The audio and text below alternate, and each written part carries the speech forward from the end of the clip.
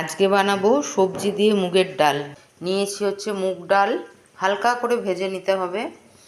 গাজর, বিনস, আলু, ফুলকপি, কড়াইশুঁটি, কাঁচা লঙ্কা, ফোড়ন দেওয়ার জন্য তেজপাতা আর সাদা জিরে, নুন, হলুদ, জিরে গুঁড়ো, ঘি আর তেল।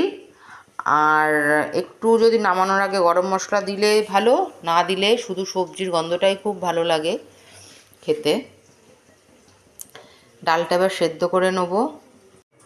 তেলে তেজপাতা, সাদা জিরে আর এই লঙ্কা ফোড়ন দিলাম। আলু, ফুলকপি আর গাজরটা আগে ভেজে নেব, কারণ এগুলো সেদ্ধ হতে টাইম বেশি লাগে। আলু, ফুলকপি, গাজর হয়ে গেছে। এবার বিনস আর কড়াইশুঁটি দিয়ে হালকা করে ভেজে নেব।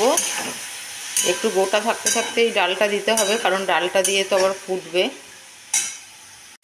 1 চামচ চিনি দিলাম,